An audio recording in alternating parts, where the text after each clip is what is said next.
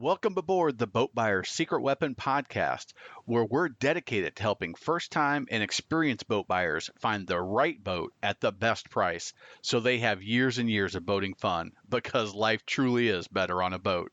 Today's podcast is sponsored by the Boat Buyer's Secret Weapon Toolkit, packed with inspection checklists, questions to ask private sellers and dealers, ownership calculators, how to sea trial a boat the right way, and much more. And it's all yours free at boatbuyerssecretweapon.com/toolkit.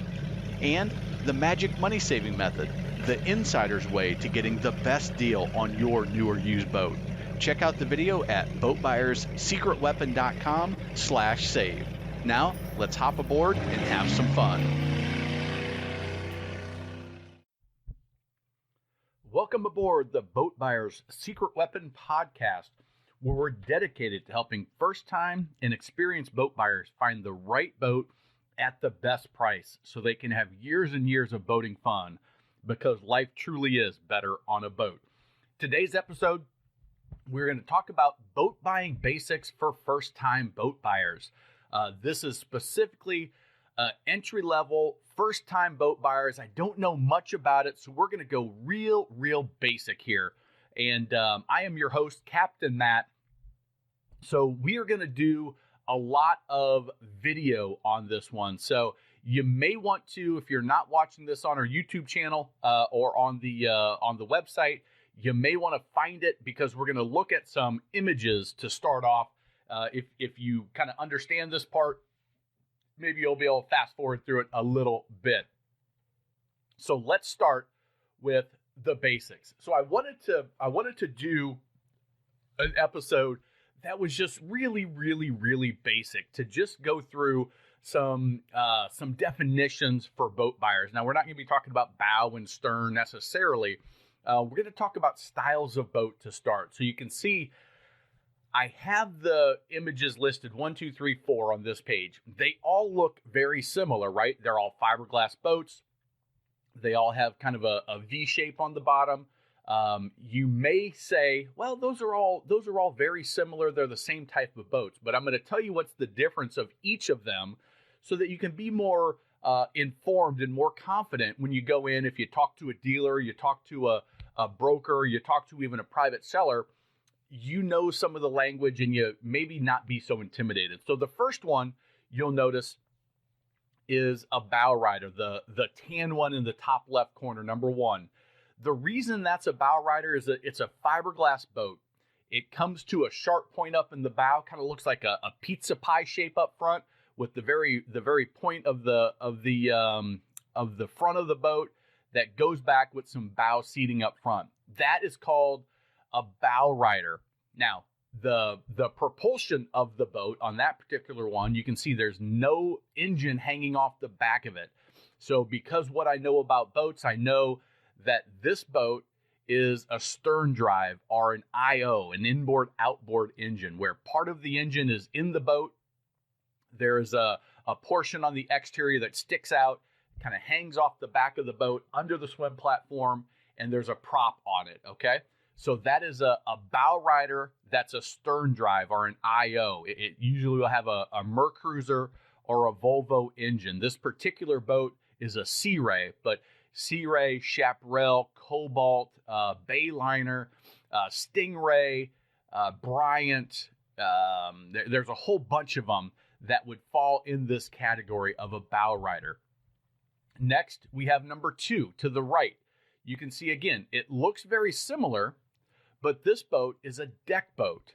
You can see in the front, instead of having that sharp nose that comes to a point and looks real sharp, looks real sporty, kind of slices through the water, you can see this one on the front, it's almost squared off, where there's a lot more seating up front. It doesn't have that same sporty look to it, that sharp nose slicing through the water. And yet, if you looked under at the water line, what was impacting the water still has that sharp V. So this is a fiberglass boat. This is called a deck boat. You can see this particular boat has a motor hanging off the back. You can see kind of under that black bimini top, you can see that outboard motor hanging off the back.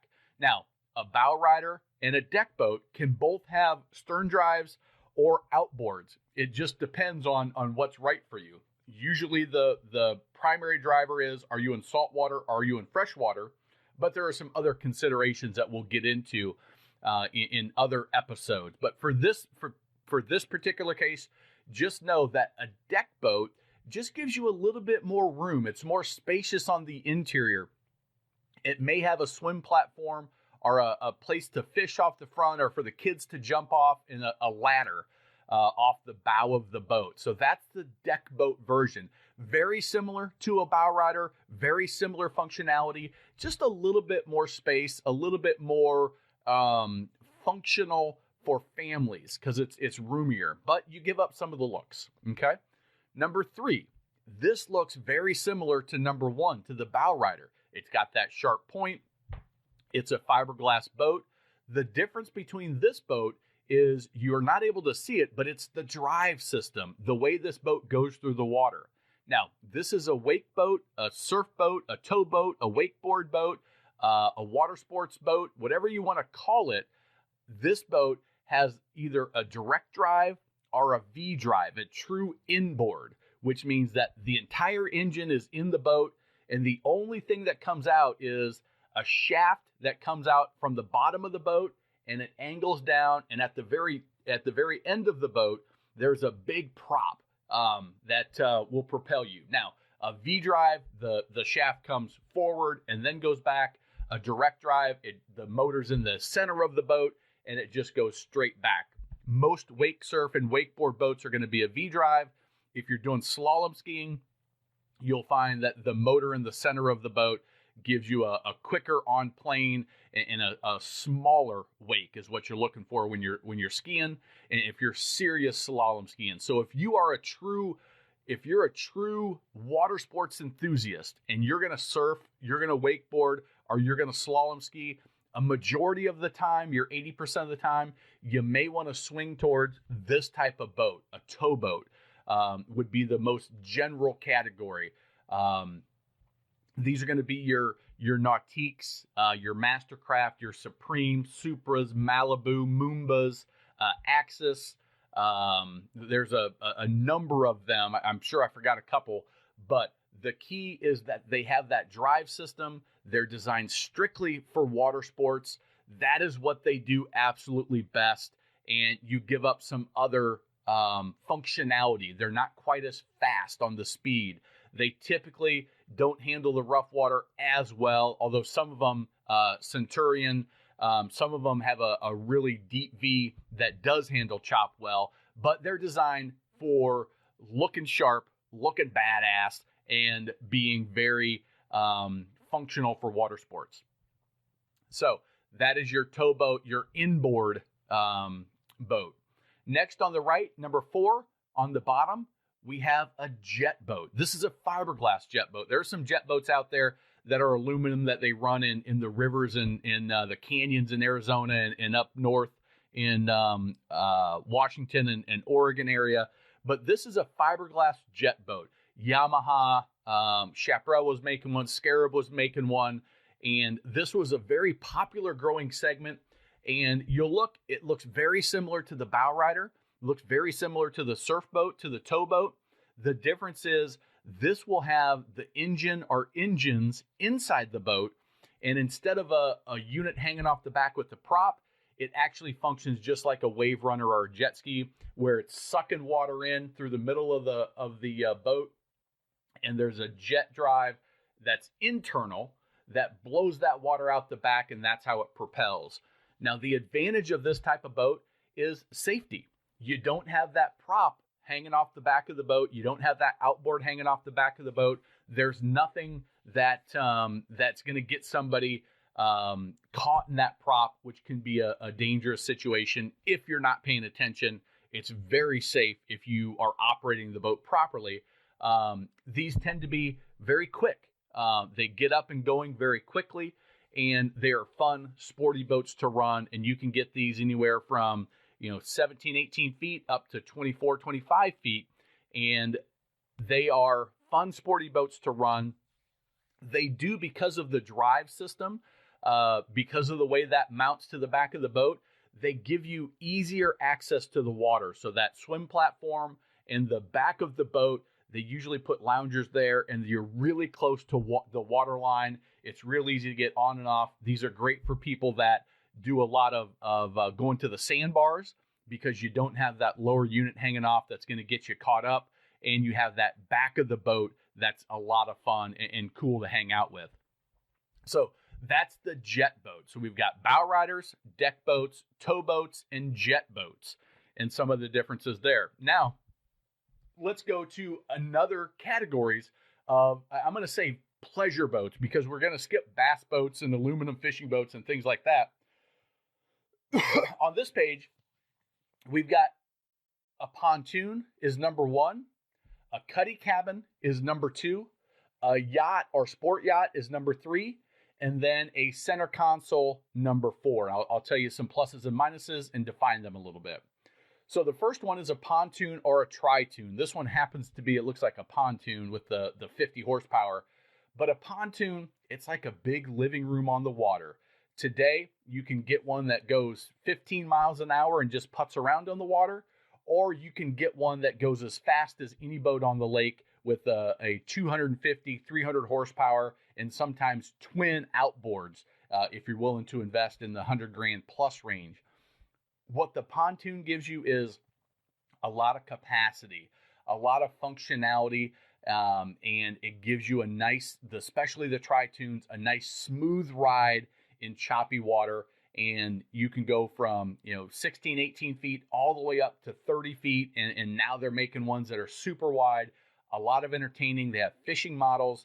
The disadvantages of the pontoon, it doesn't look like a fiberglass boat. If that's important to you, the pontoon is something that is very functional. It's kind of the minivan of the boating world. It's very functional. It's very awesome, but it's not a sports car. And you've got to be okay with that. I myself love pontoons. I think the tri-toons with a 150 or 250 horsepower are about for a family that is just into enjoying the water, doing a little bit of water sports, a little bit of entertaining, a little cruising, a little pulling up on the sandbar, a little anchoring out. I think the pontoon does a great job and does a lot of fun for a lot of families. It's a huge growing segment as well, and there are a ton of different manufacturers. Number two is a cuddy cabin. The cuddy cabin is a boat that gives you a little bit of room on the interior that you can go down. Instead of having the bow open, you can go down under the bow of the boat, the front of the boat, and there's a little bit of a sleeping quarter, maybe a small head compartment, maybe a small sink galley, maybe a microwave. But there's just a little area that you can go down below. It probably doesn't have air conditioning. So if you're in a hotter climate, it may not be a great fit. If you're further up north and there's some cooler temperatures, it can be a great fit for people. Now, what you give up for having that cabin area is you give up that seating in the bow, and what you're left with is just the seating in the rear of the boat. So even on a 24-foot cuddy cabin, you may only have room for 4 or 6 people. So it's something to consider there. These are typically stern drives, where it's part of the engine is in the boat, and then you have that drive hanging off the back with the prop that makes it a stern drive or an inboard-outboard. Number three is a sport yacht or a yacht. Now we're getting into big cruisers. Now the front of the boat is inside, so you've got that big cabin, but instead of a cuddy, which is just a small little area to get out of the sun, on the cruisers, the sport yachts and yachts, that area gets to be big, where maybe you have a bedroom, you probably have a full head, maybe even a shower, maybe even a full galley with a microwave and a sink and a stovetop and a refrigerator and an ice maker. And depending on the size that you go, they get real big. These are typically going to be twin engines. As you get up above, let's say 33 feet or so, 33 feet or so, you're going to start having twin engines. Now they're doing some of these in outboards, which is kind of interesting at the coast. As you get up into the 40-foot range, they may start to be diesel engines, which you'll need to make sure that you have access to diesel fuel where you boat. These are going to be great for entertaining, for overnighting, I call them a condo on the water. If you want to have a second home, but you don't want a second home, they're great for that. If you want to have a place to entertain and maybe have a few cocktails and stay overnight, it's great for that.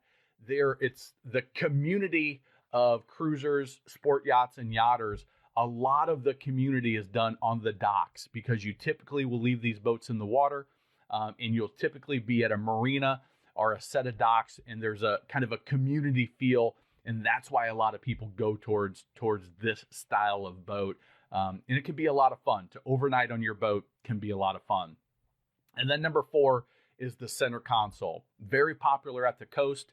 Typically going to be outboards. As you get to some of the bigger sizes, 30, 40 foot, you may start seeing diesel, but typically they're going to be an outboard. Could be a single, double, triple, or even quad engines, depending on the size. Great for going offshore fishing.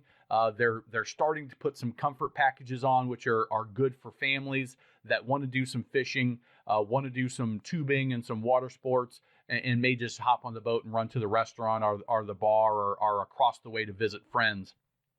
But the center consoles are great in the coastal environment because they're I don't want to say bare bones, but they're easy to maintain. You can just spray them down with the hose, get all that salt water off, any fish and grime and guts from a fishing outing, and they clean up real simple and easy.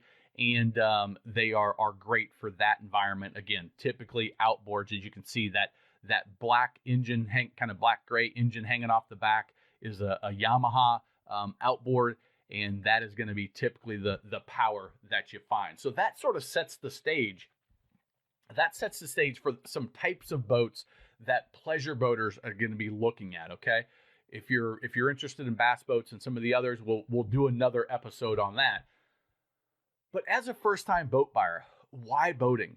You may be early in the process of thinking, man, we've thought about boating. It seems like a lot of fun, but we just don't know much about it. It seems like it may be expensive. It seems like it may be difficult, and it's kind of intimidating.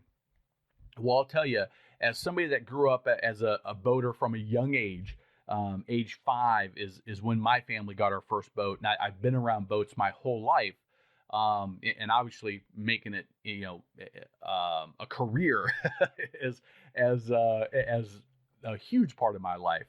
So, what is it about boating that people love? There's a couple of things. Is one, you're getting out in nature. You're getting that nature connection that we just don't tend to have as much these days.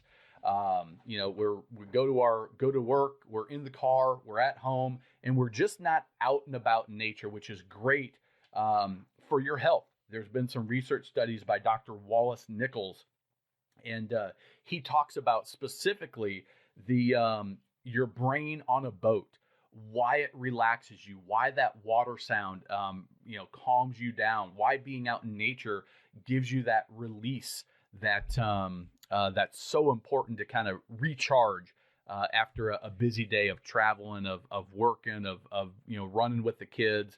And it's also a great relationship builder. So for boating, there's some camaraderie on the water that is tough to get anywhere else, with your kids, with your friends, with your neighbors, with other boaters. And you'll find a community. I kind of talked about it with the cruisers, but it's even true in other styles of boating where you start to have your boating friends and you meet people on the boat.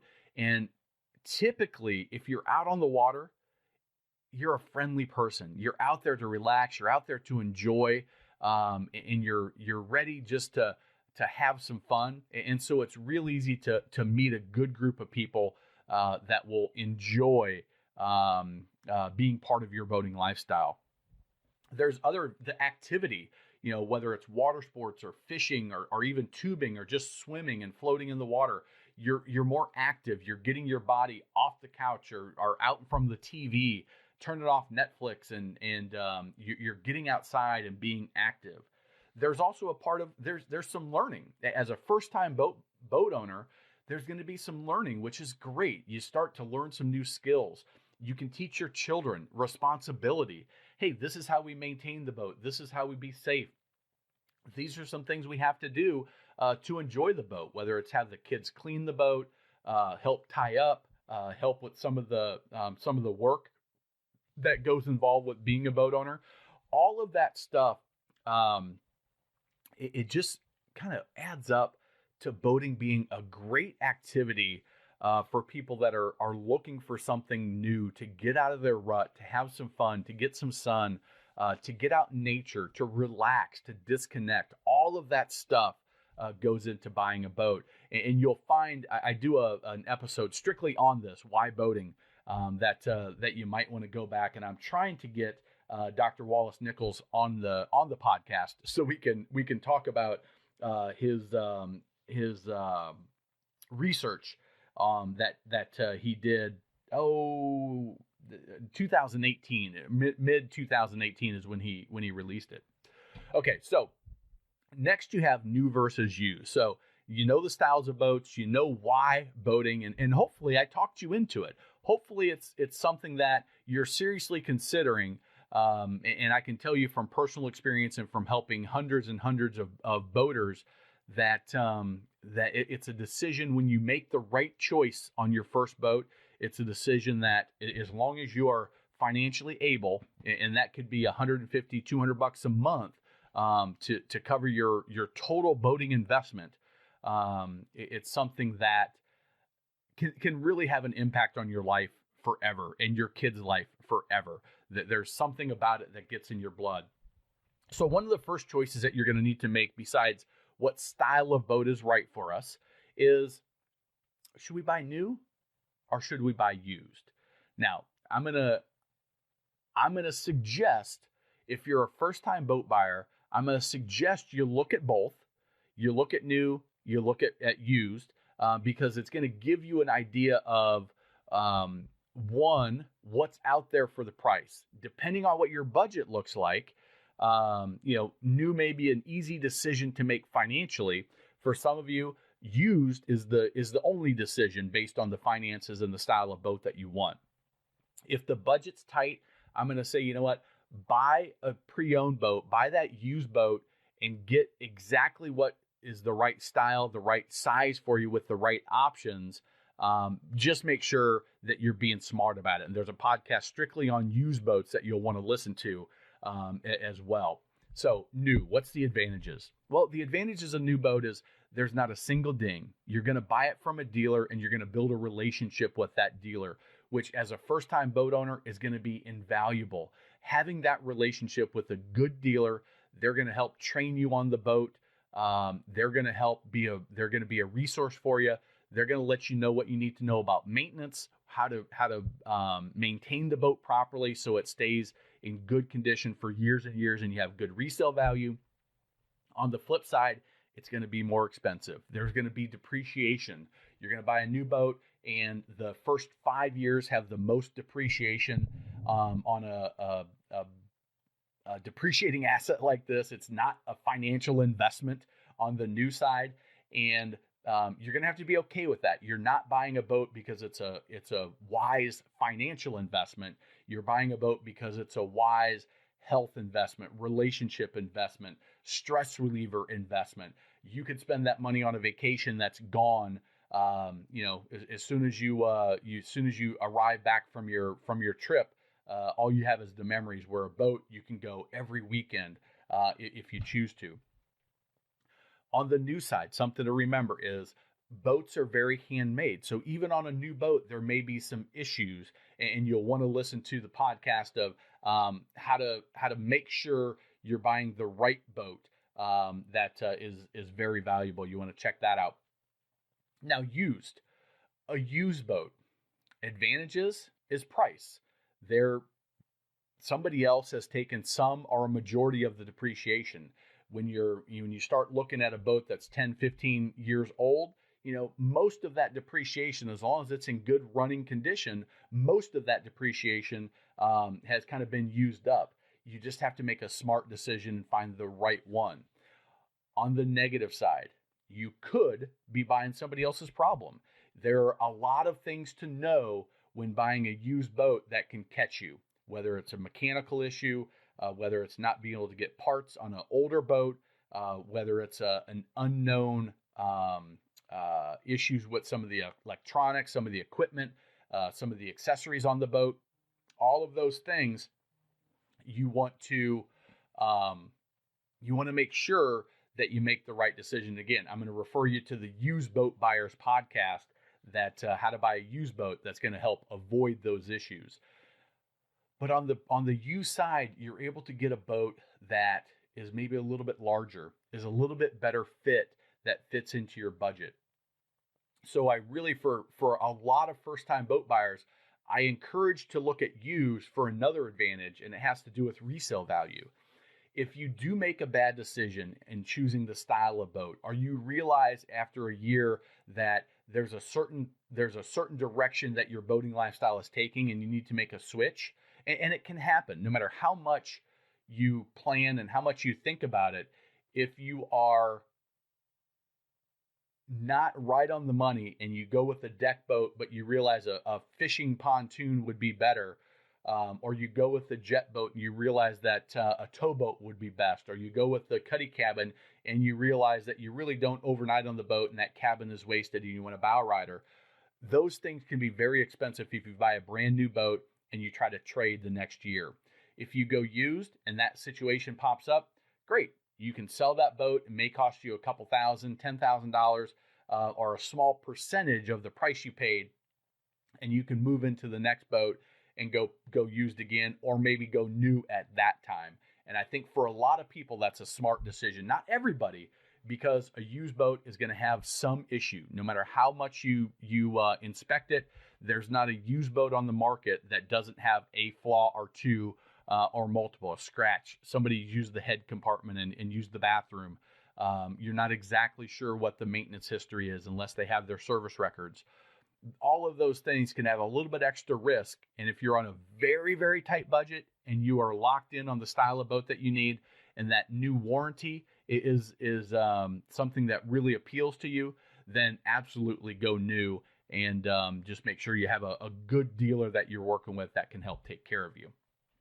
That leads us into a dealer or a private seller. Now, if you're buying a new boat, obviously you're going to have to buy it from a dealer. I'm going to recommend, and my advice is, the dealer is as important as the boat itself. So, especially for a first-time boater, having that relationship with your dealer, can be the difference between having a great boating lifestyle and somebody to support you and help you through some of the learnings, and being frustrated and having issues and always having that question and no resource to go to. If you're looking used on the private seller, again, that dealer relationship, I believe, is really important, especially for first-time boat buyers, because there's so much unknown. There's so many things that you don't know about the local boating area, about the maintenance of the boat, about operations and things like that. The private seller, sometimes you can get a great deal. Sometimes you can find a seller that needs to sell the boat. They only have to sell one boat, and they may not care too much about the money. They may be in a situation where they have to sell it, and you can get a great deal. There a little bit more risk comes with that, because you never know. They only have one boat to sell, and they're not as concerned about their reputation. Most people, I believe, are honest and ethical, and it's not an issue, but it could be an issue of they just don't know that there's a problem. So again, follow the used boat buyer, how to buy a used boat. If you're going down that path, check out that podcast, and you can avoid a lot of the mistakes. But if you're going through a dealer, not only make sure it's the right boat, but make sure it's a good, solid dealer that has a great reputation that you click with, and that will be there for you as a resource. To pay up front or to finance. Couple of things on the financing. If you're looking at a new boat, typically they're going to ask for 10% down, and they are typically, if you go with the marine lender, are going to finance for 8, 10, 12, 15, or even 20 years on some boats over 50 or 100,000. depending on what your credit looks like. So if you're financing, they can be very affordable. The reason they're able to go to those terms is they know that boats over the long period will hold their value. And typically people that buy boats have the income and the ability to pay. And they also,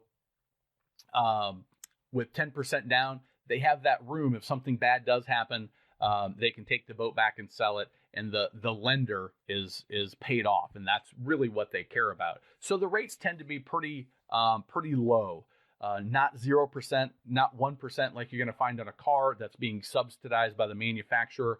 But you can get a good low rate on most marine lenders right now as 2019 is here. On a used boat, they may ask for 10 to 20% down. So they may ask for a little bit more. The rate's going to be slightly higher. So look at that as you're looking new versus used is, which one's going to give you the best monthly amount if you're financing.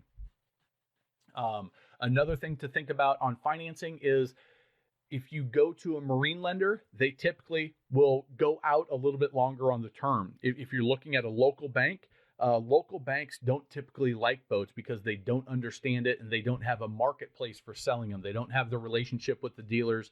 If they have to repossess a boat, they don't know what to do with it. So they're typically going to have short terms and they're typically going to have higher interest rates. Now, on the flip side, a local credit union can be a great option for used boats.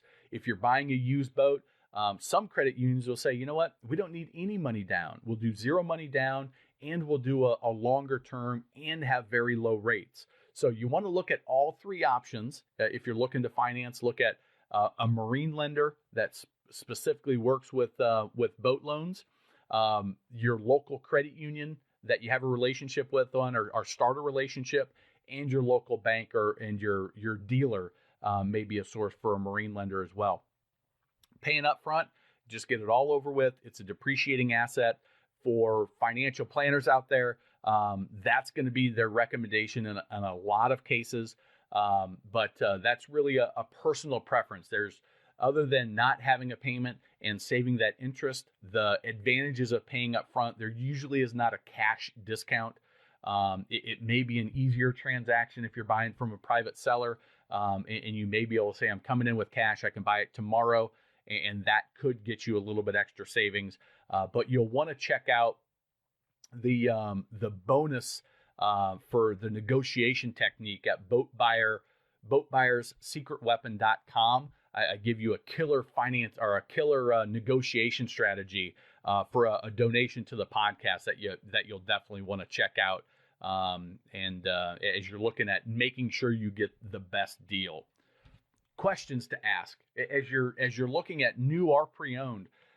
You'll want to ask questions about on a new side. We'll tackle that first. You'll want to ask questions about how they handle warranty, what's covered, what's not, what's the process if there is a warranty claim, how quickly are you going to get in their service department, what's their relationship with the manufacturer, because that has a big impact on how you'll be treated with a warranty claim. Those are some good questions to ask, and you might want to try to get it in writing, get an actual copy of the warranty. There's going to be a lot of legalese. Some of the vendor manufacturers have gotten good at making a simplified warranty document that is easier for you to understand. But, as with anything, the warranty's only as good as the company that's backing it. Okay, so just ask some questions about that. Ask some questions about the delivery. What's going to happen after I write the check or after I sign the paperwork? Are you going to take me out and train me on the boat? Are you going to walk me through some safety stuff? Are you going to give me a maintenance rundown of what needs to happen? What do I need to do for cold temperatures and freezing weather, for winterization? All of those questions are things that you'll want to ask. And again, there's going to be a podcast on questions to ask a dealer that you may want to check out in the future. Questions to ask a private seller. I go into this a lot in the used boat section, But you'll want to ask, is there any issues with the boat that you're aware of that we haven't talked about? Just kind of an overarching question to make sure that there is nothing that is being held back. And like I said, most people are honest and ethical, and the only reason why something would come up is that they just weren't aware of it, which is part of the risk that you take. But you follow the other processes in the Used Boat Buyer podcast that will avoid 95% of the issues and sort them out, especially the major ones. Other questions you want to ask is, hey, do you have a loan on the boat? How are we going to handle the transaction itself? You want to ask about the maintenance history. Do you have the maintenance records? Who did the maintenance for your boat? Did you do it yourself or did somebody else do it? You'll want to ask, when's the last time the fluids have been changed, the oil and the gear lube, if it's a stern drive, and the impeller, if it's an outboard or a stern drive. When have those things been done? If it's a trailer boat, how old are the tires? Inspect the tires. That can be a additional expense that can catch you off guard, or worse, as you're driving home from buying it, you have a blowout or you have an issue with the trailer, and that causes some problems as well. And then again, I'll revert back to the negotiation technique at boatbuyerssecretweapon.com. I give you the best negotiation technique that's going to save you hundreds, if not thousands, to tens of thousands of dollars when you're buying your boat, and it will guarantee that you're getting the best price on that boat on that particular time. That you'll certainly want to check that out. So, insider secrets. Some insider things that you need to be aware of on the new boat side. Oftentimes, you'll find that a manufacturer will have rebates. It's a great time to buy a boat when there's a manufacturer rebate, because it truly is a discount provided from the manufacturer, and you really are getting that savings on the boat.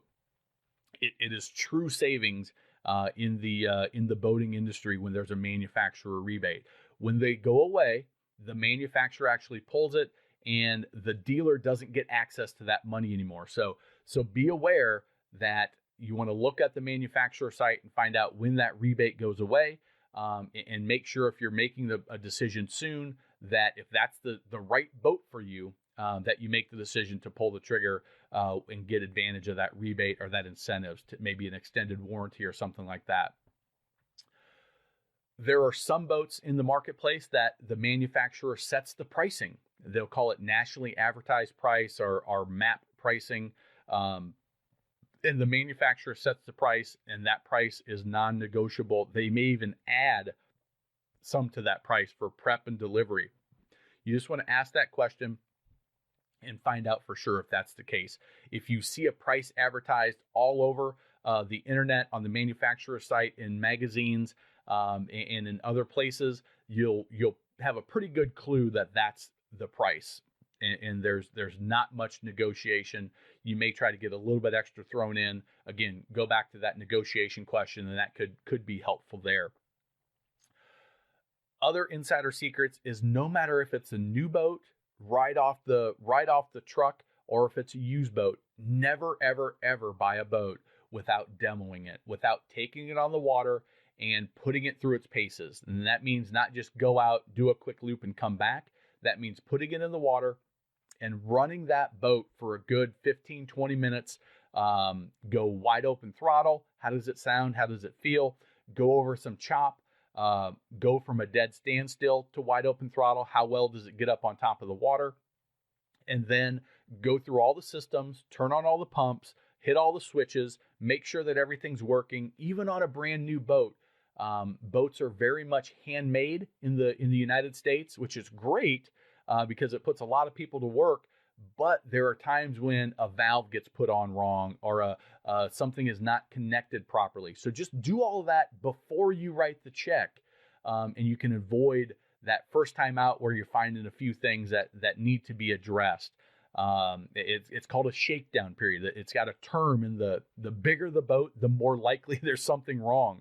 So if you're buying a 40-foot sport yacht, there's probably 5 or 6 things that will need to be adjusted with the boat before everything is 100% right. That's just the way it is. And the earlier you can find those things, the better relationship we have with your dealer, the easier it is to get those resolved. That's why you need to ask the question of how is warranty work handled? So don't be turned off if you have an issue. Just try to find it before you write that check so you know what it is.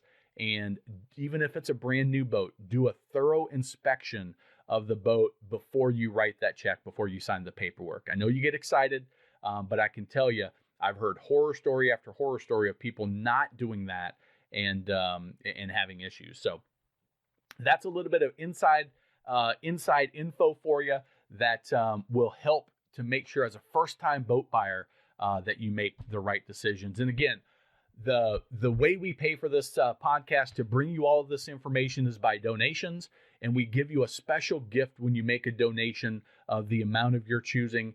You can go to boatbuyersecretweapon.com and you can get the best negotiation tactic to save hundreds of dollars, thousands of dollars, and for some of you buying bigger boats, even tens of thousands of dollars on the price with this very simple negotiation technique. And it's our gift to you for making a donation for all of the valuable content you're getting for free. And those donations are very much appreciated. Boatbuyersecretweapon.com will get you to that page, and we very much appreciate it. And we would love to hear about the boat that you buy. Send us some pictures, and we would love to see you on your boat and hear about how much money you saved with that simple negotiation technique. So thanks a lot, and we'll see you on the next episode. Well, it's time to pull up the anchor and run this podcast back to the dock. We'll be back again with another helpful and fun episode. If you'd like to be a guest on the podcast, visit us at boatbuyersecretweapon.com/guest, and I'll help offer insights into your boat research and shopping experience. We'd also appreciate it if you gave the podcast a review on Apple, Spotify, or wherever you get your podcasts, so we know how we're doing. It also helps others find us, which is a big help. You can also share with your boating friends and boating groups on social media. They'll certainly thank you. By the way, if you haven't already, be sure to grab your free Boat Buyer's Secret Weapon Toolkit with inspection checklists, questions to ask, calculators, how to sea trial a boat the right way, and much, much more. You can pick up your copy at boatbuyersecretweapon.com/toolkit today. Already found the perfect boat and want to ensure you don't pay too much? Check out the magic money saving method at boatbuyersecretweapon.com/save for a short video. And now a few first time boating tips for when you bought your new boat. Number 1, at the boat ramp, prepare your boat, your gear, your guests in the staging area. Then head back down the ramp, unload, and head to the parking lot. Be courteous to your fellow boaters and don't tie that ramp up unnecessarily with things that should be done in the staging area. It'll make you a lot more boating friends. Number 2, this could save you an expensive ticket, and it's a personal pet peeve of mine. Boats do not have headlights. They have docking lights. They're specifically made for seeing in tight quarters and docking. Please, please, please, please, please do not run your docking lights while running down the lake or the waterway. It will cause other boaters night blindness, and it can be very dangerous, and it's incredibly rude to those other boaters. Plus, as I said, it can land you with a very, very expensive ticket. Number 3, pay attention to your wake at all times. When maneuvering at slow speeds, you can put out an enormous wake. Be sure to be at idle speed, which is just in forward gear, to ensure there's no wake, no extra throttle. Again, this can save you a very expensive ticket, and it's courteous to your fellow boaters. Number 4, follow the maintenance schedule for your boat, changing the oil, the impeller, the gear loop, winterizing before the first major freeze if you freeze in your area, and checking your tires and your hubs and keeping those bearings greased. It will help you ensure that you don't experience an expensive and an unnecessary repair. Keeping up with that general maintenance will ensure that you have a much more fun and enjoyable boating lifestyle and have fewer problems that arise. Number 5, always double check your plug is in, that your battery is charged, and the fuel is full before heading out for a day on the water. Now, I know all of these from personal experience, and it's ruined the boating day every single time. So double check those things before you head out on the water, before you back down that ramp and go, and you'll have much more fun. And most important, have fun. Get out and enjoy your boat as often as you can, because as you know, life truly is better on a boat. Until next time, this is your friend in boating, Captain Matt.